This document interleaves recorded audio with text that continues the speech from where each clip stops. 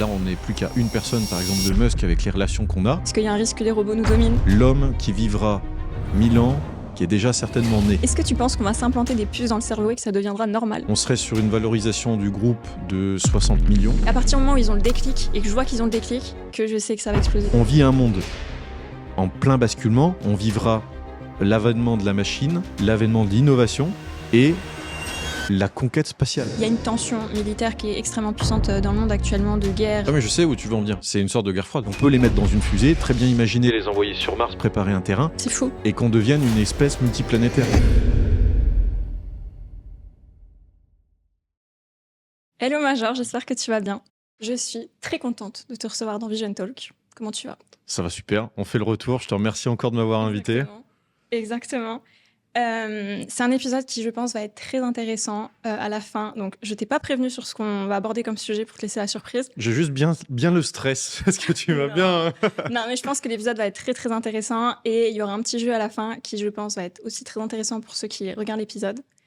Comme tu le sais, moi, pour préparer cet épisode, le plus difficile pour moi, ça a été de regrouper toutes les informations sur toi. Parce que tu fais partie de ces entrepreneurs qui sont très expérimentés. Tu as fondé pas mal de boîtes, tu as investi dans plusieurs boîtes, tu as plusieurs casquettes, tu as même été champion au 12 coups de midi. Enfin, tu as beaucoup de choses dans ton parcours. Les gens pensent que parfois, tout est faux là-dessus. Mais en fait, il n'y avait pas l'IA, mais les gens pensent que c'est pas possible d'avoir fait autant de trucs. Mais avec les études, pendant les études, j'ai fait ces choses-là. Ouais, on va revenir d'ailleurs dessus, sur tout ça. Mais donc, ouais, tu as de la visibilité, mais tu es quand même discret. Et donc, ce que j'aimerais te demander déjà pour commencer, c'est comment toi, tu te présenterais? Aujourd'hui, la phrase qu'on a définie qui caractérise plutôt bien, c'est vous m'avez déjà peut-être vu sans même le savoir, ou vous utilisez des produits et services dans lesquels potentiellement j'ai eu l'opportunité d'investir. Et on a fait un gros travail là-dessus parce que longtemps, comme tu l'as dit, il y a plusieurs domaines dans lesquels j'ai mis des ressources, que ce soit humaines, monétaire ou d'autres types que ce soit. Et ça a demandé un gros travail. Et maintenant, ce qu'on a fait, c'est qu'on a repris mon Instagram en place. Maintenant, c'est dans le biohacking. Et en fait, mon autre entreprise qui s'appelle No Limit à côté, qui est celle qui est le plus connue, elle s'occupe vraiment de la diffusion, des formations et des accompagnements. Ce qui permet déjà de mettre un gros nettoyage sur qu'est-ce que je fais, comment je m'adresse aux gens et vers quoi je les conduis, tu vois. Donc ça, c'est le premier point. Et le deuxième, c'est que ça facilite aussi les discussions et les échanges avec les gens parce que je me présente en tant que biohacker et plus comme entrepreneur. Et là, il y a une subtilité qui est intéressante, c'est que quand tu te présentes comme biohacker, les gens, dans leur tête, c'est des termes qu'ils n'ont pas encore écoutés souvent. Et ce qu'ils entendent, c'est le mot hacker. Donc naturellement, ils vont se dire, qu'est-ce que c'est, je ne connais pas. Et en fait, ça pousse les gens à aussi avoir une réflexion et à poser des questions sur qui c'est, comment ça fonctionne, voilà. Et ça te permet d'ouvrir le discours et d'avoir cet espace de 30 secondes sur les premiers échanges où la personne en face, tu as capté son intention, ce qui peut être en général assez difficile. Ouais, c'est bien vu. Et je trouve ta présentation, elle te représente énormément. Parce que, donc, encore une fois, tu as eu beaucoup de casquettes et de formats différents parce que tu as accompagné, tu as formé, tu as fondé, tu as investi, que ce soit dans le domaine de la tech, de la science, du biohacking, des cryptos, etc. Donc, intéressante ta présentation. Et si tu devais résumer, entre guillemets, en termes de chiffres, tu as fondé combien de boîtes aujourd'hui? Alors, si je dois regrouper tout ça, je dirais qu'il y en a entre 5 et 10 qui sont en Suisse, qui sont toutes sous le nom de No Limit Group. Donc, No Limit Group qui est implanté en Suisse. Et ensuite, il y a des entités qui ont des noms de marques. C'est-à-dire que tu peux très bien avoir une sorte de holding dans lequel tu vas mettre No Limit Book qui va faire des livres. Non, mais là, c'est le niveau suprême d'entrepreneuriat. Là. Après, en vrai, je suis vraiment un bébé dans le domaine du business, mais j'aime bien cette histoire d'être un bébé. C'est que ça te permet de prendre des parts de marché discrètement, sans forcément que les gens sachent exactement qui tu es, ce que tu fais. Dans la deuxième entreprise, donc c'est plutôt la partie investissement, là on est sur une vingtaine d'entreprises. Dans lesquelles tu as investi. Dans lesquelles j'ai investi, comme Emir Mining, que peut-être certains ont déjà entendu parler, une entreprise dans laquelle j'ai revendu mes parts, qui était une entreprise de développement de smart contracts. Enfin, voilà. L'idée, c'est à chaque fois d'avoir un écosystème qui travaille pour rentrer des clients et derrière que l'argent ne sort pas. C'est-à-dire que toutes ces entreprises vont à chaque fois ramener des nouveaux clients, mais vont constamment les alimenter pour pouvoir faire évoluer les prospects à l'intérieur.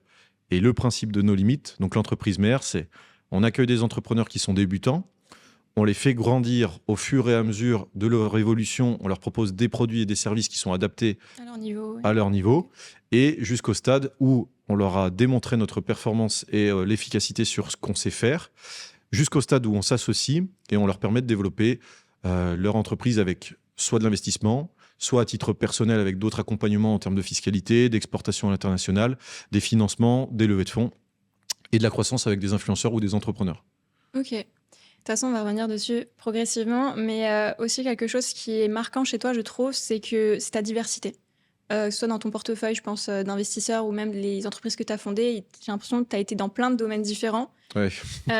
Tu penses si tu devais regrouper les domaines principaux dans lesquels tu entreprends, ce seraient lesquels? Ton top 4-5 domaines d'activité? Très C'est certainement. Ouais, en fait, c'est l'investissement se fait principalement sur des entreprises qui sont liées à la tech. la tech, ok, première catégorie. Ouais, première catégorie. Le deuxième, c'est le Human Evolution. C'est tout ce qui est lié au développement de l'être humain. Aujourd'hui, toi et moi, on échange, mais il y aura des podcasts un jour avec des vrais robots. On va en parler. Ah, ok, d'accord. Ok, Ouais, t'inquiète, tout préparé. ok, ça marche. Mais du coup, moi, ça, je le mettrais dans la tech aussi, tu vois. Eh ben, effectivement, mais parce que l'être humain, pour moi, va avoir une connexion, même si ça paraît assez fou aujourd'hui quand on le dit, qui va se rapprocher de ce que avait prédit Isaac Asimov il y a quelques années en arrière, quand même, qui est une singularité entre l'homme et la machine, où l'homme et la femme, évidemment, en étant inclusif, devient augmenté et va permettre justement d'avoir une sensibilité où, aujourd'hui, on veut tous le dernier téléphone, et un jour ou l'autre, les gens voudront les dernières puces, même si ça paraît fou. Hein. Encore une fois, il faut être conscient de ça. Mais les gens voudront avoir les derniers implants bioniques pour avoir plus de préhension dans les mains, pour pouvoir prendre de la matière plus vite, pour réfléchir plus vite, parce que les machines, les modèles d'intelligence artificielle et tout ce qu'on connaît aujourd'hui va évoluer à vitesse exponentielle.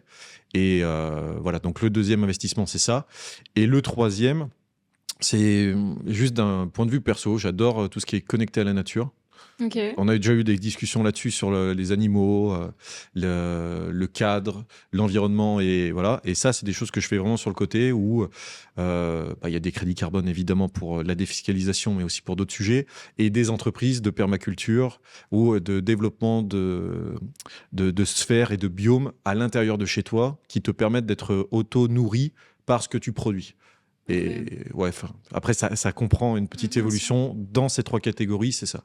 Ok, très intéressant. Également, donc, pour terminer sur la présentation, si tu devais, là c'est plus le côté chiffré, mais tu penses au niveau chiffre, en termes de CA, sur toutes les entreprises que tu as fondées, il y a eu combien de chiffres d'affaires générés aujourd'hui? Je pense que je vais parler en termes de groupe, en valorisation de groupe, parce que là, l'avantage, c'est qu'on a fait les chiffres en 2022-2023 pour la Suisse. On serait sur une valorisation du groupe de 60 millions, du groupe. Mais ce qu'il faut considérer, c'est que c'est... Ouais, alors après, c'est pareil, c'est que sur ces 60 millions, moi, oui, c'est la valorisation. C'est une valorisation, c'est pas vendu, ça appartient à plusieurs personnes. Et derrière, voilà, il me faut définir ma valeur nette, etc., une fois que c'est vendu. Donc ça serait le premier point. Après, le deuxième point, en fortune perso, j'en parle rarement, mais disons qu'il y a de l'investissement en immobilier, il y a de l'investissement en crypto-monnaie, il y a de l'investissement dans des machines de minage aussi, et après dans des techs qui sont orientés sur le côté biohacking, qui pour moi, à un moment donné, vont servir à justement vivre mieux, en bonne santé, et avec des meilleures performances que 80% des personnes actuellement. C'est hypothétique, mais c'est juste que c'est une donnée qui est intéressante de s'y accrocher, parce que tu sais que notre génération, potentiellement, est celle qui est arrivée. Il y a l'homme qui vivra 1000 ans, qui est déjà certainement né dans celle-ci, grâce à des techs qu'on va découvrir au fur et à mesure du temps. Ok, on va revenir dessus, j'ai déjà envie de rebondir. Vas-y. Mais avant qu'on creuse un petit peu plus ces sujets-là, donc on se connaît, toi et moi, on s'est rencontrés il y a moins d'1 an, tu m'avais contacté sur Twitter. Je sais même plus comment. Je sais plus non plus. Et en tout cas, par la suite, donc, je suis venue te rendre visite en Suisse. On a tourné un épisode chez toi. Et d'ailleurs, je vous le mettrai en barre d'infos. L'épisode était très cool. On a créé une marque en 30 minutes. On a parlé de personal branding, de réputation, etc. Beaucoup de valeurs. Et j'ai reçu des conseils de gens que tu as formés aussi en message privé sur Twitter que j'ai oublié de te mentionner. Ah non, je les forme pas. Hein. Ah non, je ne suis pas responsable de leur... Non, mais alors, il y a eu la vague, ouais. et il y a eu une autre branche de personnes qui sont venues de chez toi, qui m'ont donné aussi des petits tips et tout. C'est pour ça qu'on s'est réaligné. Ah bon? Ouais, bien sûr, sur la base de ce que tu avais déjà fait comme expertise, de ce que tu m'avais partagé. Ok. Sur des échanges, je me suis dit, c'est intéressant, et ils sont venus compléter les échanges qu'on avait eus. Donc, merci aussi pour ça, tiens. Merci à toi, parce que c'était très, très cool. Et du coup, donc, je te connais déjà plus d'un point de vue privé, on va dire, mais d'un point de vue professionnel, forcément, je suis allée creuser. Et je suis tombée sur des anecdotes de toi quand tu étais étudiant. Le Anthony qui était étudiant et qui dormait dans son école pour travailler sur ses projets. Le Anthony qui devait créer son mémoire et qui avait déjà cette vision de ok, autant faire un truc bien, donc je vais m'y mettre à 1000% pour pouvoir le proposer en livre derrière. Également, le Anthony qui dévorait des livres d'Elon Musk à une époque. Elon Musk, c'était pas le Elon Musk d'aujourd'hui. Non, il sortait tout juste de Pretoria. Ouais. Mais du coup, je veux dire, t'as été assez avant-gardiste sur beaucoup de choses, on va revenir dessus. Mais ce que je voudrais savoir, c'est d'où vient ta passion pour la tech? D'où est-ce que ça vient? Donc, on en a déjà parlé chez par exemple, Yomi aussi. On avait fait une vidéo chez lui et chez d'autres entrepreneurs. Mais il y a quelques années en arrière, pour les gens qui sont chez toi et qui ne me connaissent pas, j'ai eu un traumatisme crânien avec un gros accident lié à ça. Ça a laissé des séquelles, mais ça a aussi laissé place à un développement qui a suivi. Et j'ai toujours eu cette appétence à me connecter aux nouvelles technologies parce qu'indirectement, c'est ce qui m'a sauvé la vie. À l'époque, il y avait des traitements, on va dire, expérimentaux. Enfin, voilà, je ne vais pas rentrer dans les détails, ça regarde que moi et ma famille, mais qui nous ont permis d'essayer ça, sans quoi, aujourd'hui, je ne pourrais pas être là, à discuter ensemble, et je serais certainement dans un carton un peu recyclé. T'étais pas dans la tech avant cet accident-là? J'aimais. En fait, à 6 ans, j'avais déjà commencé de faire des trucs sur des ordinateurs, d'essayer de créer mon premier robot. Après, toi, t'as beaucoup la mentalité de chercher les solutions, genre. Ouais, après, ça c'est pas que c'est inné, mais c'est que j'ai toujours essayé de creuser pour comprendre comment les choses fonctionnent. Parce que, par exemple, dans cette pièce, tu as des micros. Et dans le temps, après les études que j'ai fait, moi, dans ma tête, je me dis, je formule une sorte de forme explosée où j'essaie de définir chaque composant. Je me dis, voilà, là, il y a une cartographie, il y a une carte, il y a une carte de circuit imprimé, il y a telle de prise jack, il y a ça, tel ampérage, etc. Et tout le parcours a suivi ça pour aller au plus profond de la compréhension d'un fonctionnement qui peut sembler binaire. Ça marche ou ça marche pas, mais où moi, j'ai besoin de savoir pourquoi ça fonctionne. Oui, mais tu cherches le pourquoi. C'est ça. Pourquoi. Ouais, okay. Et si je cherche le pourquoi, c'est parce que j'ai un vrai intérêt. Comme quand je pose des questions à des gens, j'ai un vrai intérêt profond à comprendre, comme une éponge, tout ce qu'ils ont dans leur tête. Je le prends, je l'absorbe, c'est encaissé, et je le ressors en le retravaillant avec des idées que j'ai depuis un moment à ma façon. Ok, très intéressant. Et pour revenir, donc en 2008, si je ne me trompe pas. 2008 ou 2009, j'arrive plus à savoir exactement si c'était l'un ou l'autre. Ok. Donc 2008, pour mettre un petit peu de contexte, il t'arrive un gros accident de natation. Tu vas à l'hôpital, on te dit que c'est un miracle que tu sois en vie, que tu remarcheras peut-être pas. Donc c'est un accident qui a été extrêmement difficile et je peux que imaginer à quel point ça a dû être difficile pour toi et pour ta famille cette période-là, puisqu'en plus, si je me trompe pas, tu as été en convalescence pendant 1 an ou tu as dû réapprendre à marcher, etc. Alors j'ai fait 1 mois à l'hôpital avec des tests et des trucs comme ça où t'avais des piqûres dans la moelle épinière, enfin plein de trucs assez stylés. Et ensuite, pendant 1 an, donc je suis rentré chez moi après l'hôpital et j'ai eu toute une phase de réapprentissage où ton cerveau, il est en mode tout ce que tu as déjà appris par le passé. Tu dois réapprendre. Hormis les standards basés, genre comment fonctionne un interrupteur et tout, ça peut sembler vraiment dit bizarre comme ça, mais voilà, tu dois réapprendre. Et je rentrais chez moi, je jouais au Playmobil, je faisais des Lego, plein de petits trucs comme ça, et ma mère... mon père et mon frère, ma sœur me réapprenaient à jouer avec les éléments et me fournissaient des livres, des encyclopédies en carta. Aussi, à l'époque, tu avais Microsoft qui fournissait ça. Et tout ça a fait que j'ai emmagasiné dans cette période un gros volume d'infos qui, de temps en temps, repop de manière alternative, mais sans forcément que j'ai la capacité d'avoir... Avec le temps, j'ai appris à comprendre comment ça fonctionnait, mais à avoir la facilité de le faire revenir quand j'en ai envie. Ok. On va pas rentrer dans le détail de l'accident. T'en avais parlé dans ton interview avec Yomi, donc ceux qui veulent en savoir plus, je vous invite à aller regarder la vidéo. Par contre, ce que j'aimerais voir avec toi, c'est que forcément, c'est un événement qui a changé ta vie, forcément. Mais aujourd'hui, avec du recul, 15 ans plus tard, 15-20 ans plus tard, à quel point ça a changé ta vie? Est-ce que tu penses que s'il n'y avait pas eu cet accident, forcément tes décisions, elles auraient été différentes? Mais à quel point elles auraient été différentes? Comment aurait été ta vie, tu penses? Très difficile comme question. Ouais, en fait, la vision, je pense, la vision, enfin, parfait, Vision talk. elle a quand même vachement évolué pour une raison simple, c'est que plus je prends des années, plus je m'aperçois que on est sur un parcours où même si c'est destiné, pas destiné, on a une sorte de piste à suivre qui se fait au fur et à mesure. Et je me dis que si cet événement a dû se produire comme ça, c'est qu'il y avait une raison profonde derrière que j'ai pas encore parfaitement identifiée, que je n'identifierais peut-être probablement pas. Par contre, ce que je vois, c'est que suite à cet accident, parce que j'ai quand même des séquelles qui restent invisibles mais qui sont là et qui existent, Négatif comme positif. au négatif comme positif, tout à fait, comme la mémoire, l'addiction, il y a d'autres choses encore, c'est que maintenant, je vois la vie comme un arbre.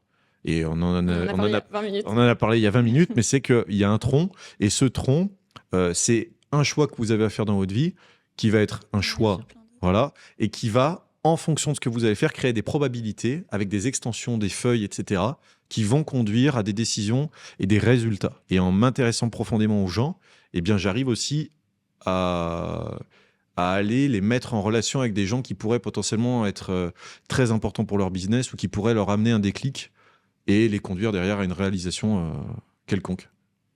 Mais tu vois, s'il n'y avait pas eu cet accident, tu penses que tu aurais entrepris, tu aurais le parcours entrepreneurial que tu as aujourd'hui, c'est aussi. Parce qu'il y a un autre sujet aussi, un jour j'en parlerai dans un podcast. Les entrepreneurs, c'est des gens qui ont une revanche à prendre. Et généralement, il y a un truc qui est très profond. Ça, c'est sûr. C'est une évidence. C'est la revanche à prendre, c'est... Détermination. Tu vois, il faut une rage pour entreprendre. Détermination et résilience. C'est qu'en fait, dans ma tête, les gens connaissent pas tout et ils verront, mais j'étais mort quelques minutes, je pense, d'une certaine façon. Et je me dis, ça va trop vite pour pas faire quelque chose qui en vaille le coup.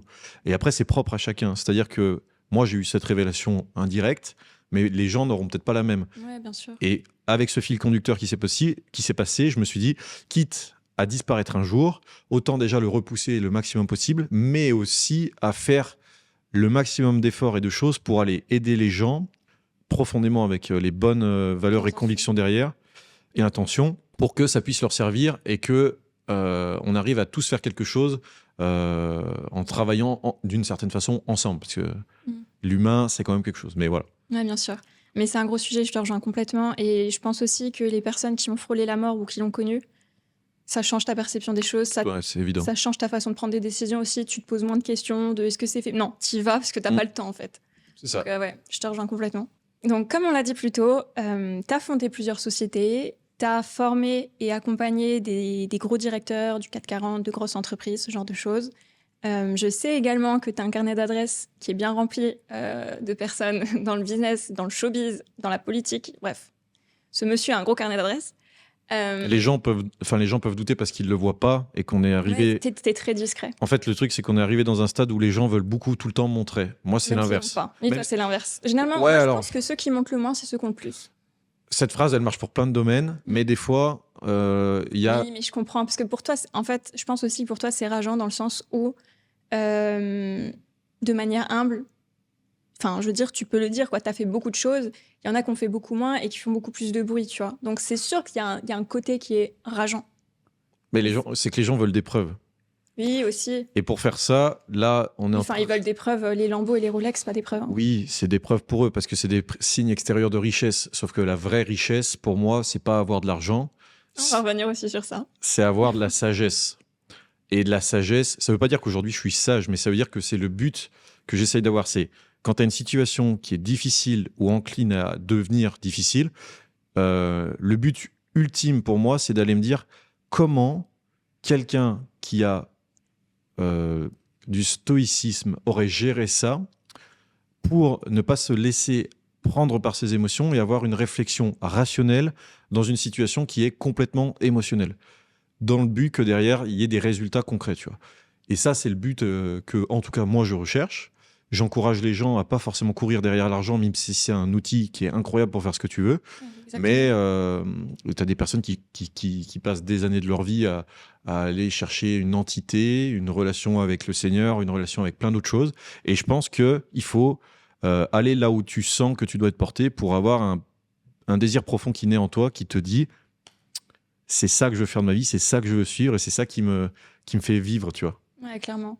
Mais ça, c'est au cœur de ce que je fais beaucoup avec mes clients. Et pourtant, d'un point de vue extérieur, moi, je trouve ça. Enfin, je sais que d'un point de vue extérieur, ça peut être ennuyant. Trouve ta mission de vie, etc. Ouais, c'est ça. Une fois que tu la trouves, c'est tellement puissant. Le bien que tu peux faire dans ta vie et autour de toi, enfin, c'est pas juste du développement perso chiant, quoi. C'est Non. vraiment puissant. Quand tu as une connexion avec ça, Et puis que t'es pas influençable, surtout. déjà, t'es pas influençable, mais c'est un peu comme si tu étais animé par un feu qui ne te consume pas. Exactement. Au contraire, qui te stimule. Qui te stimule et tous les jours, tu te réveilles le matin, non pas en te disant « Ok, combien je vais faire aujourd'hui ?» Mais Ouais, tu te dis bien sûr. « Ok, aujourd'hui, quelle est la nouvelle expérience que je vais vivre Quel est l'impact que je vais avoir et quel est l'impact que je vais avoir ?» Et Ouais. ça, c'est important. Et en fait, la génération qui a longtemps suivi des vidéos sur Internet sur comment faire 100, 1000, 15 000 ou 10 000 15 euros 000, par mois, c'est normal parce que les gens adorent les chiffres et tous les un c'est an, rassurant. ouais, tous les ans, tu as à peu près 1 million de nouvelles personnes qui ont 18 ans. Donc, c'est des gens qui veulent avoir besoin de l'argent et de s'émanciper de leurs parents, de problèmes, de difficultés, et de voir Et ça, statut social. et de statut social, et ça les rassure. Mais il faut pas oublier que ça marche sur le court terme. Le long terme, c'est quelque chose qui est profondément ancré en vous, que les gens auront toujours un peu de mal à chercher et à développer s'ils n'y font pas attention. Et c'est pour ça que c'est aussi quelque chose à considérer, que ce soit du développement personnel ou pas, mais voilà. On se lance tous pour des raisons plus ou moins financières, sortir d'un travail qui ne convient pas, ou enfin bref, un peu de survie. Mais au fur et à mesure, tu es obligé de trouver le sens, parce que sinon, en fait, tu pourras pas perdurer et en fait, ça marchera pas, quoi. Ben, vous êtes programmés selon moi, vous êtes tous. Tu parles comme si t'étais un robot, c'est trop drôle. Non, mais selon moi, Humain. vous, non, mais dans le sens, vous Non, mais et moi, vous êtes tous programmés ou créés dans le but d'atteindre ou d'aider quelqu'un à se développer sur un pan de sujet ou à mener quelque d'accord. chose. Que ce soit vous, moi, les gens qui sont là, les gens qui sont pas là, les gens qui nous regardent, n'importe qui a Ouais, un bien chemin sûr. de vie et il T'as faut quelque juste le chose à découvrir. faire. Ouais, Ouais, c'est ça. exactement. Exactement. Et donc, pour revenir sur ton carnet d'adresses, donc qui est, je sais, bien rempli. D'ailleurs, dans nos limites, au final, tu fais profiter aussi de ton carnet d'adresses puisque tu mets en relation des entrepreneurs avec ton carnet d'adresses. Donc, pour ceux qui veulent un bon réseau, nos limites. C'est ça. Merci pour la le piste, photo. promo. Non, mais parce que c'est vraiment intéressant parce que au final, le réseau, c'est quand même un des points les plus importants dans la vie et dans l'entrepreneuriat, selon toi. Moi, je suis rien sans mon réseau. Alors, j'ai développé un outil qui me permet de Ouais, mieux bien sûr. comprendre et naviguer dans mon réseau, mais je suis rien aujourd'hui sans mon réseau. Parce que si j'ai eu les contacts que j'ai aujourd'hui, Mais c'est ça que part toujours d'une personne. ça part toujours d'une personne initialement, mais que j'ai cherché à répondre à un problème profond que chaque personne avait sans rien attendre en retour. Mm. Et Et ça, c'est important. Et ça, c'est important, mais les gens l'oublient. Ils te font des grosses prospections sur Instagram où ils écrivent le même message à tout le monde. Ils te disent, je suis monteur vidéo, je te promets de faire 100 000 vues le mois prochain. Ok, super. Mais qu'est-ce qui m'intéresse moi là-dessus ? Est-ce que tu as regardé ce que je faisais ? Parce que ça se trouve, ça se prête pas à ce que je fais, tu vois. Ouais, exactement. Et en fait, même si tu le fais que pour 2 personnes et que tu l'as vraiment fait sur le bout des doigts, il y a tellement de personnes qui l'ont fait avant toi d'aller sur un seul sens, sur une seule personne, que tu es sûr et certain que ce mec va se convertir. Exactement. J'en ai fait un tweet il y a 2 heures. Et surtout, garder en tête, en fait, ça sert à rien d'aller démarcher 1000 personnes. Vaut mieux aller en démarcher 20 qui sont vraiment qualifiées. Et surtout, qu'il vous suffit d'un contact. En Ouais. moyenne, un bon client en rapporte 3. C'est ça. Donc, vaut mieux se focaliser sur ça. Mais donc, pour revenir sur le réseau, parce que je veux ta petite recette secrète, comment tu fais pour avoir accès à des personnes difficiles d'accès ? Et selon toi, c'est quoi le secret d'un bon réseau ? Très franchement, déjà, j'attends rien de personne. Enfin, chaque fois que je rencontre quelqu'un, je discute avec lui et en fait, on va très vite vraiment naviguer dans la tête de la personne. Et puis, sincèrement, en fait. Mais sincèrement, pas en mode je cherche à aller faire de l'argent avec tout de suite. Puis l'argent, en fait, c'est comme d'habitude, c'est tu vas y venir à un moment donné parce qu'il y a peut-être des choses qui vont se faire, voire même des fois pas du tout. C'est comment je fais pour que cette personne on puisse travailler ensemble sur quelque chose. C'est on s'intéresse profondément aux gens, on identifie quels sont leurs problèmes, on met en relation des gens qu'on a identifiés comme potentiellement connectables, et ensuite, la magie opère tout seul. Et dans le temps, il vaut mieux faire des bonnes relations dont les gens vont se souvenir, qui vont les conduire à évoluer, que de creuser et de mettre en relation deux personnes dont le seul but va être d'aller créer une valeur monétaire qui, au bout de 2 semaines, va créer des litiges et aura beaucoup moins de valeur. Parce que on avait été, par exemple, avec Poisson Fécond à Zurich, on n'a jamais rien attendu de notre collaboration ou de nos échanges, etc. Et aujourd'hui, on est connecté sur plein de sujets, de discussions. On a un réseau à travers des gens avec lesquels on échange et on discute sur des rêves lucides, sur plein de sujets extrêmement intéressants avec qui on ne pourrait pas avoir ces discussions et dont j'ai rencontré après plein d'autres gens très intéressants. Mais ça n'aurait jamais été possible si j'avais dans la tête quelque chose de monétaire. Donc, 1, on s'intéresse aux gens. 2, on trouve un problème qu'ils ont, mais qu'ils n'ont pas identifié dans leur niche pour pouvoir trouver la solution. Et toi, ça te fait un bon travail mental parce que ça te permet de vraiment te déployer pour trouver une solution à leur problème. Et 3, une fois que c'est identifié, on présente correctement et on accompagne. Et des fois, quand on manque de temps, on essaye juste de laisser le message en non lu et de reprendre des nouvelles. Ok. Et pour les personnes qui sont difficiles d'accès, auxquelles tu as accès, tu penses que du coup, c'est le résultat de plein de petites rencontres que tu as faites. Est-ce que tu penses que c'est le bon moment? Est-ce que aussi tu penses c'est aussi l'expérience? Tu peux pas tout de suite rencontrer des gens qui sont à un niveau... Il faut se créer pour moi, il faut se créer une aura où, j'ai pas le terme exact, mais il faut se créer une bulle dans laquelle tu laisses une bonne expérience et expertise aux gens.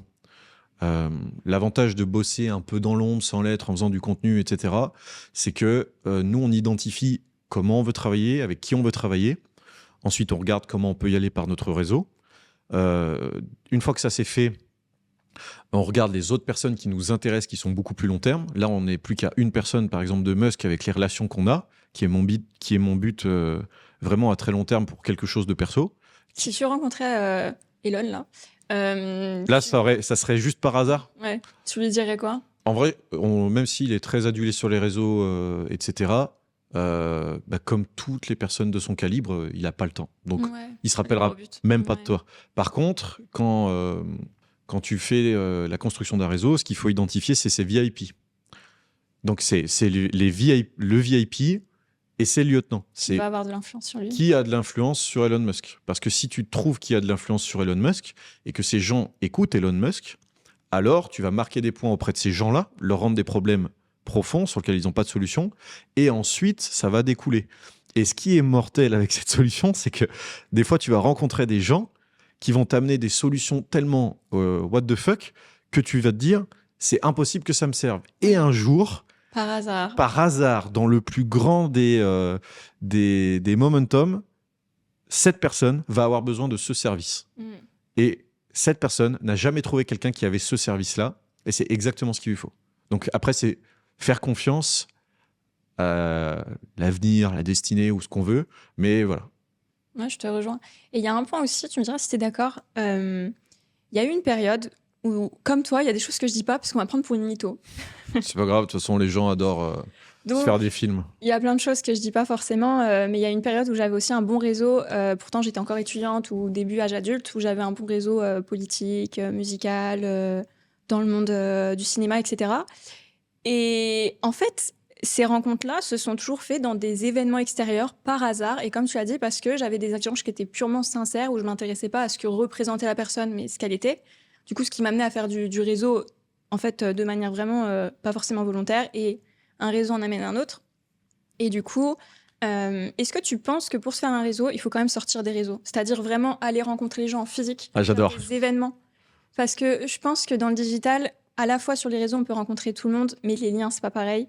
Et je trouve que le vrai réseau, justement, comment rencontrer des gens haut placés, en fait, c'est pas si difficile, mais il faut juste se bouger les fesses, quoi. J'adore, et je t'explique un truc que je fais par rapport à ça, c'est que il y a 2 applis qui sont fun, qui sont Meetup et Time Left. Meetup, c'est une appli où tu peux rencontrer des gens sur des événements. En Suisse, c'est très implanté. Dans l'application, si vous voulez faire des rencontres qui sortent des sentiers battus, ce qui fait la puissance d'un réseau, c'est votre capacité à aller chercher des connexions là où les gens n'en ont pas.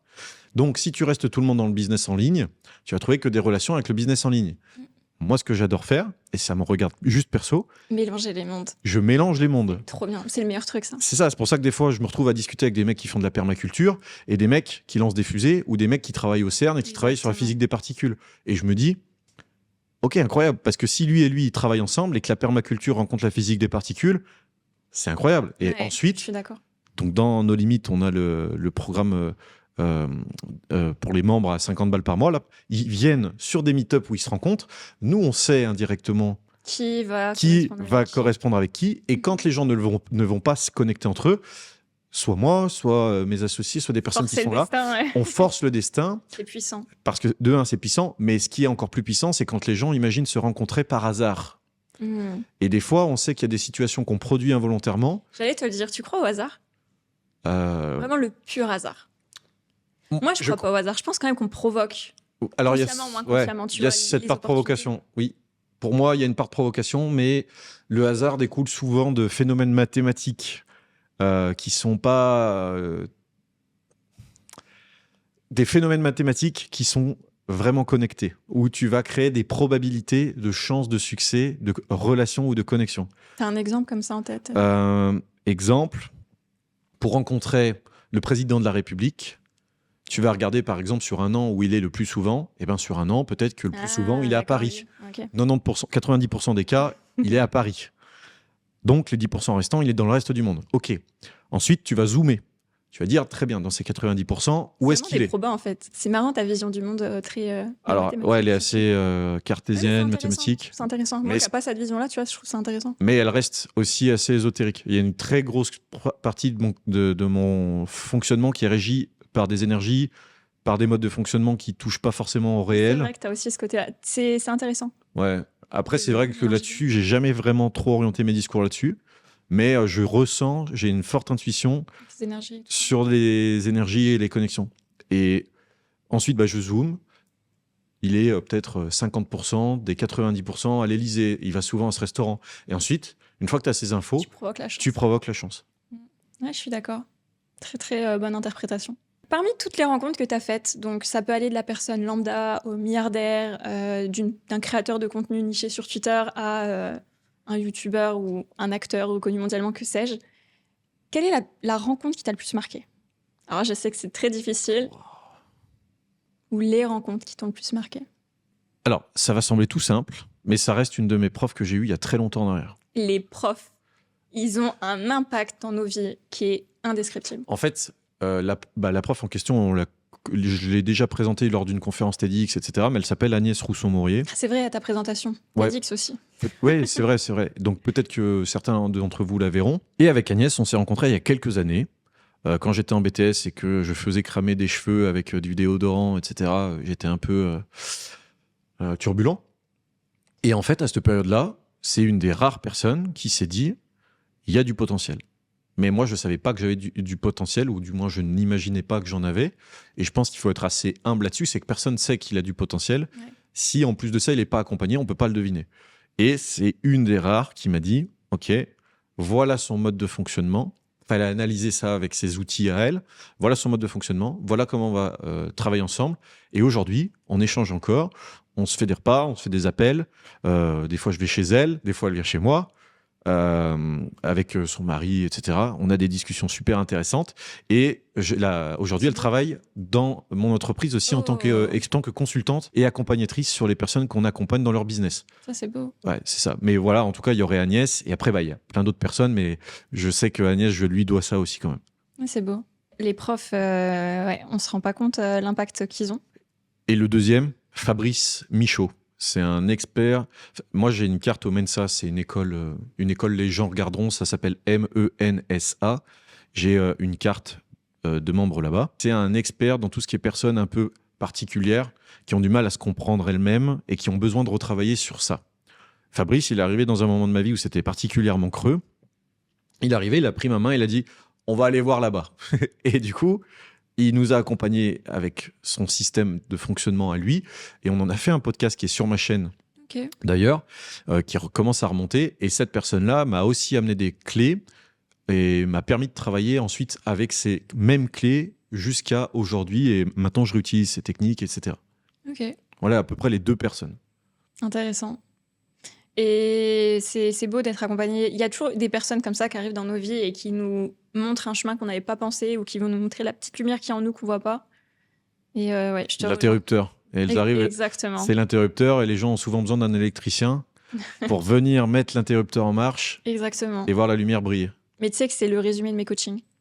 Ah Parce qu'en fait, tu vois, mes coachings, au final, factuellement, j'aide les entrepreneurs à structurer leur business, leur positionnement, leur offre, leur création de contenu, etc. Mais dans le fond, c'est juste, je les aide à voir leur mission de vie, leur potentiel. Et en fait, à partir du moment où je le sais, c'est à partir du moment où ils ont le déclic et que je vois qu'ils ont le déclic que je sais que ça va exploser, tu vois. Donc au final, je bidouille les fils, mais mon vrai travail, c'est l'interrupteur.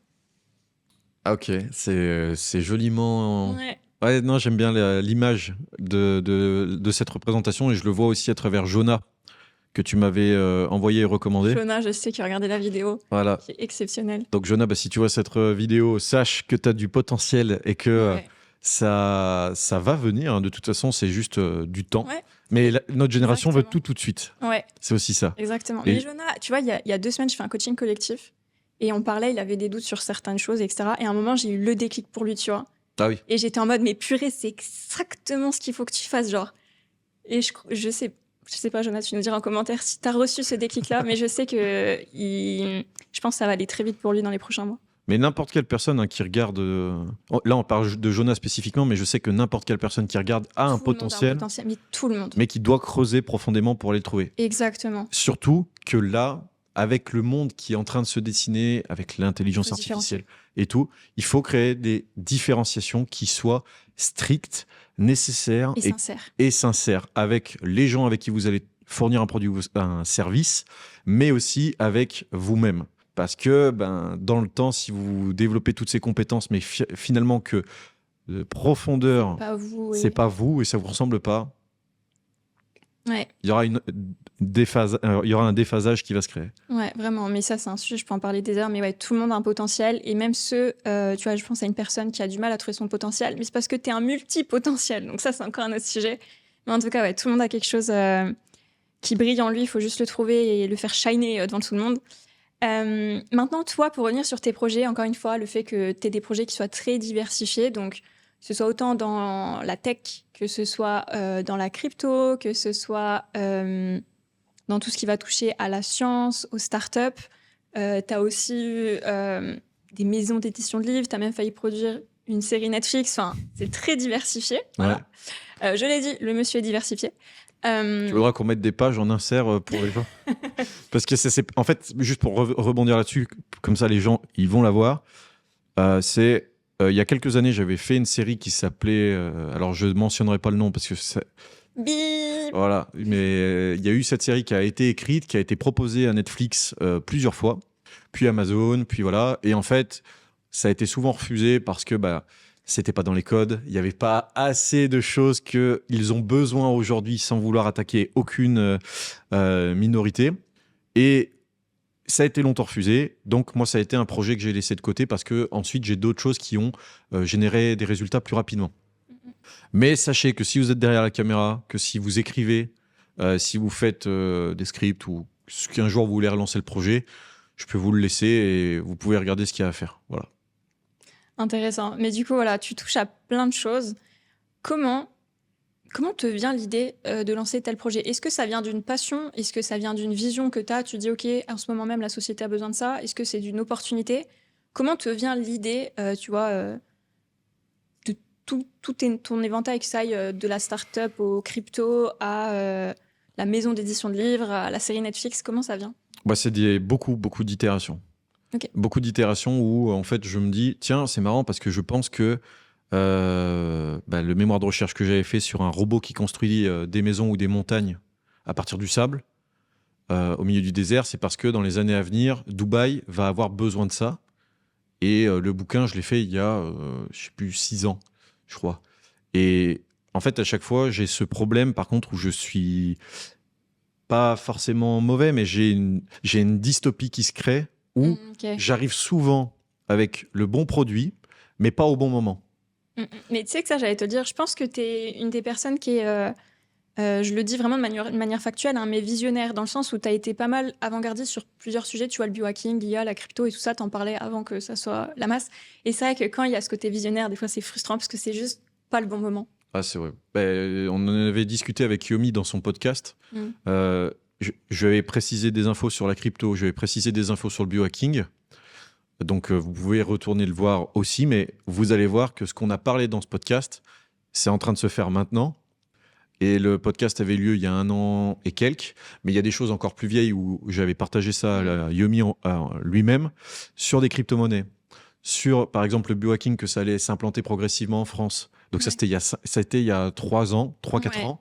Et là, ça commence à arriver. Tout doucement. Mais je pense que le jour où ça va arriver, ça va faire le biohacking. Bien sûr. Mais c'est pour ça que là, maintenant, j'ai pris ce plan. Parce que Je moi, suis entrepreneur, biohacker, ouais. Voilà, parce qu'en fait, l'avantage du biohacking, c'est que pour moi, c'est une cellule. Bon, là, je vais me tirer une balle dans le pied parce que je sais que la plupart des gens qui vont regarder vont aussi le réutiliser. Mais l'avantage du biohacking, c'est un très bon condensateur parce que derrière, si tu prends soin de toi, que tu es le reflet de ce que tu vends, plus que tu travailles à évoluer sur le long terme et qu'en fait, dans le biohacking, tu inclus tout ce qui tourne au milieu du développement organique, mais aussi du développement productivité, stress, etc., bah, tu peux créer de l'accompagnement, de la formation et le même système économique qu'on connaît actuellement avec les formations en ligne, mais sous un angle spécifiquement un focus toi. Et pour ceux qui connaissent pas, comment tu décrirais le biohacking de manière très simple? Biologique, hacking. Hacker la biologie. Ok. On va hacker ta biologie, toi, pour pouvoir te faire durer plus longtemps, en meilleure santé et avoir le maximum de chances pour que ton corps vieillisse de manière prolongée, en bonne santé. Il y a plein de choses que j'ai envie de faire, mais je suis obligée de poser la question Vas-y. avant qu'on attaque le jeu. Toi, c'est ce grand sujet, c'est un peu aussi l'envie d'Elon Musk de vivre le plus longtemps possible. Toi, c'est quelque chose qui te parle? T'aimerais vivre 100, 150 ans, 200 ans? Ça serait quoi? C'est quoi ta vision à ce niveau-ci? Alors moi j'ai un truc assez fou là-dessus, c'est que j'ai l'impression que je suis déjà dans... C'est un peu comme si tout autour de moi c'était déjà un programme informatique. Ok. C'est assez particulier par rapport à ça parce que comme si tout ce qu'il y a autour de nous et qui existe maintenant était en fait une itération de plusieurs choses qui a lieu au même moment, au même endroit, T'es mais dans sous un jeu d'autres vidéo, formes. quoi. Ouais, Ok. un GTA grandeur nature, mais version chaque protagoniste a une clé. Et par exemple, les gens pourraient réutiliser ce passage pour dire bah, le mec est complètement fou et ça va créer des nouvelles itérations. Ouais, faut suivre là. Mais c'est ça en fait la puissance de ce truc, c'est que dans ma vision, en tout cas liée à ça, j'ai vraiment cette sensation et de plus en plus avec la connaissance que j'ai acquis et les discussions que j'ai avec des scientifiques et tout, que on a un stade où je vois ce qui est fait en laboratoire et je me dis c'est complètement probable. C'est plus complètement probable. C'est 80% des cas, ça peut être ça. Pour justement faire la parfaite transition vers mon petit jeu, j'aimerais qu'on fasse un jeu qui soit inspiré d'un des formats du Go Decrypt, où je vais te poser des questions et tu dois répondre le plus vite possible par oui, non ou je ne sais pas sur ta vision du monde en 2050. Ok, oui, non ou je ne sais pas. Très Ok. bien. T'es prêt? Ouais. Une association de robots, oui. Ok, on débattra ensuite après, mais le plus vite possible. Est-ce que tu penses qu'en 2050, il y aura des drones Amazon partout dans le ciel? Pas Amazon spécifiquement, mais oui. Ah, il commence déjà à dire oui, non, c'est oui, non, je sais pas. Ok. Est-ce que tu penses qu'on prendra tous des pilules au lieu de s'alimenter avec de la nourriture classique? Non. 2050. Non? Ok. Est-ce que tu penses qu'on sera entouré de robots au quotidien? Oui. Est-ce que tu penses qu'on sera amis avec ces robots? Oui. Est-ce que tu penses qu'on pourra payer partout en crypto? Oui. Est-ce que tu penses qu'on va s'implanter des puces dans le cerveau et que ça deviendra normal? Oui. Est-ce que tu penses qu'on pourra aller sur Mars? Oui. Oh, bon. J'en ai pas fait 20 parce que toutes tes questions sont très, très intéressantes. Les drones, ça sera pas Amazon, ça sera quoi? En fait, ça sera certainement des. Tu vois, à Dubaï, ils vont implanter les premiers drones, premières voitures volantes, là, fin de cette année, 2024, où on enregistre le podcast. Les voitures volantes, on en entend parler depuis. Oui. Je crois que mes parents, ils y pensaient déjà. Exact, mais les fameuses voitures volantes. les premières, vraiment, cette fois-ci, je crois que ça s'appelle Helikun ou un truc comme ça, vont arriver à Dubaï d'ici fin de l'année 2024, là. Ok.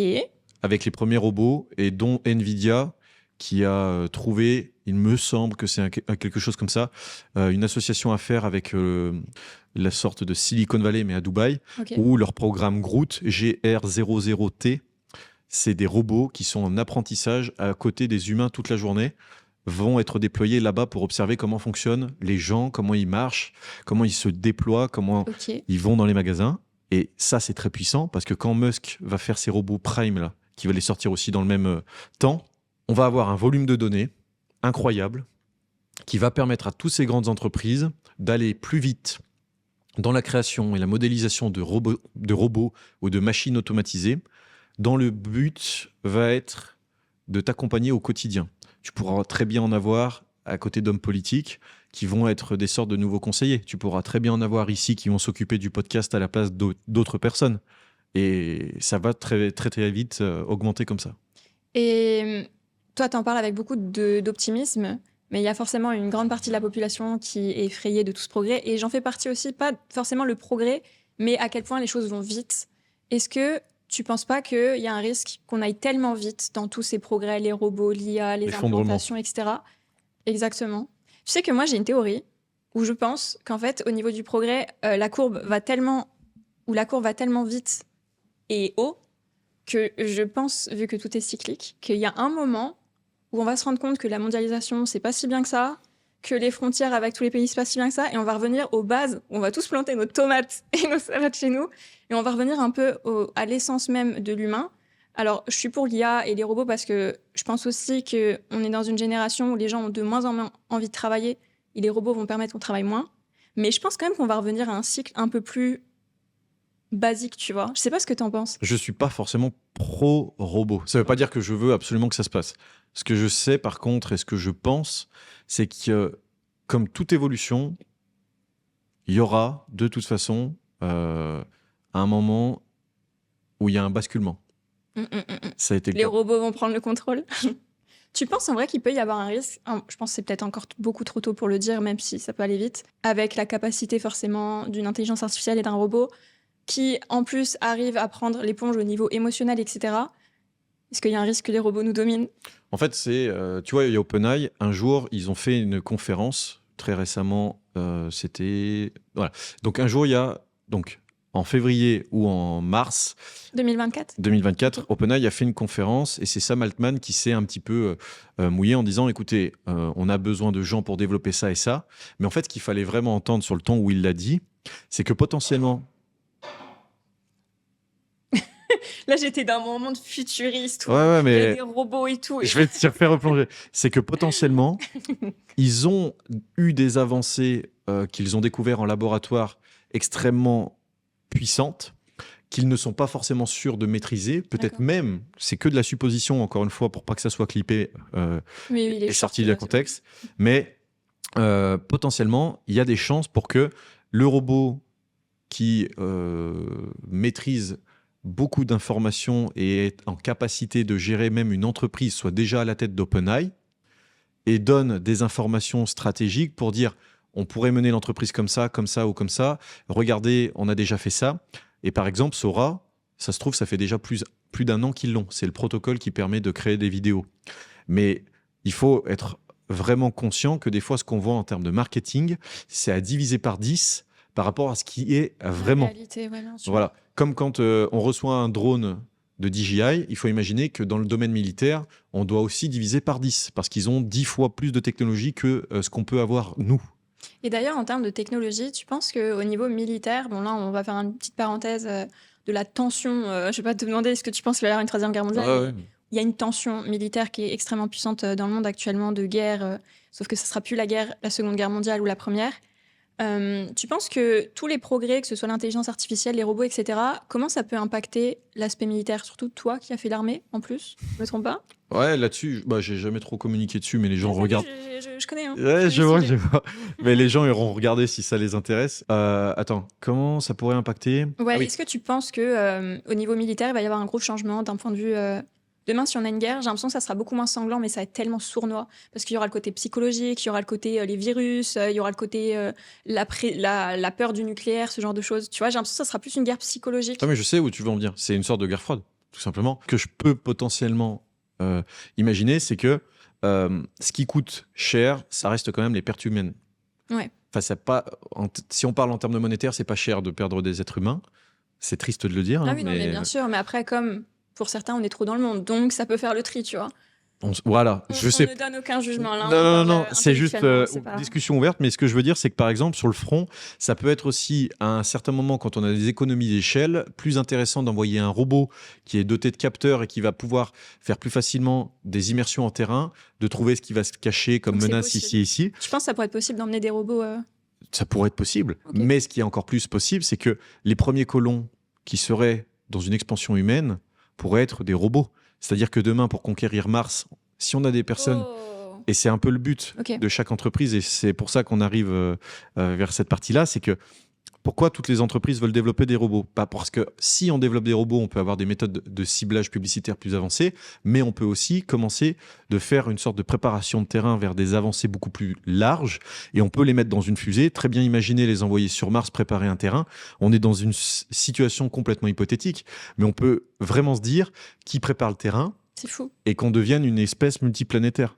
Parce que dans notre génération, et ça je voulais vraiment le dire dans le podcast, et ça tombe bien cette perche, c'est que on vit un monde en plein basculement, comme il y a eu les 30 Glorieuses, et comme il y a eu la Révolution française, et comme il y a eu la Révolution industrielle.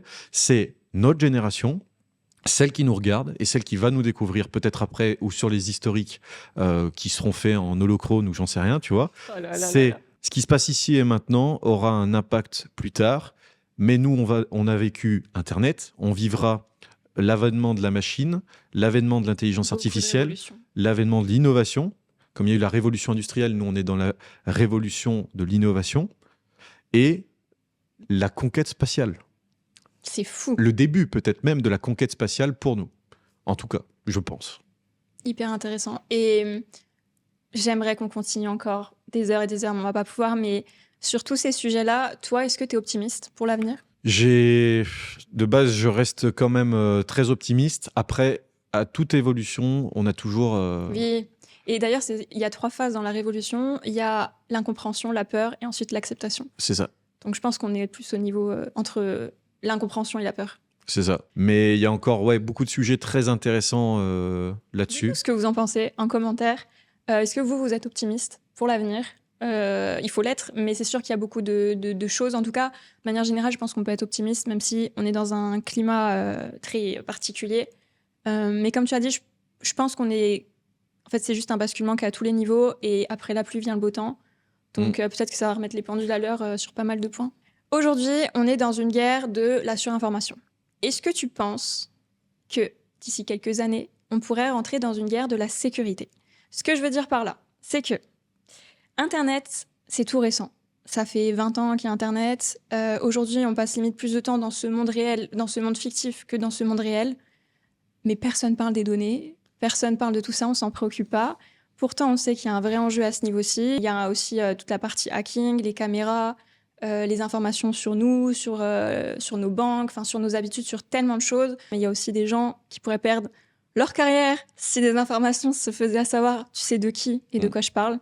Est-ce que tu penses que d'ici quelques années, ça va devenir un sujet de la masse? C'est-à-dire vraiment, protégez-vous sur Internet, vraiment rentrer dans une espèce de guerre de la sécurité? Alors pour moi, c'est un peu déjà présent, mais pas en mode La masse s'en rend hardcore. pas compte. Ah, la masse, ouais, voilà. La masse ne se rend pas forcément compte, et quand on dit la masse, c'est tous les gens qui s'intéressent pas à ça. Ouais. La population, quoi, de manière générale, La qui est pas dans la population tech. générale qui se moque un peu de ce qui se font. Oui, j'ai donné mon adresse Google ici ou ça. En fait, il faut imaginer que dans un futur hypothétique, Encore une fois, oui, tout ce qu'on dit est hypothétique. voilà, tout peut être prédit, basé sur des mathématiques et sur de l'intelligence artificielle et des technologies que même on ignore maintenant. Dans ton arbre généalogique, on pourrait par exemple connaître tes parents, connaître les personnes qui t'ont accompagné dans ton développement et ton éducation. Et on pourrait dire, Célina, est probablement une voie d'influence dans ce domaine spécifique. Elle pourrait conduire à une révolution avec tel type de personne. Ça pourrait être hypothétique et ça pourrait être généré par de l'algorithme. On dirait qu'il y a 80% de chances que ça se produise.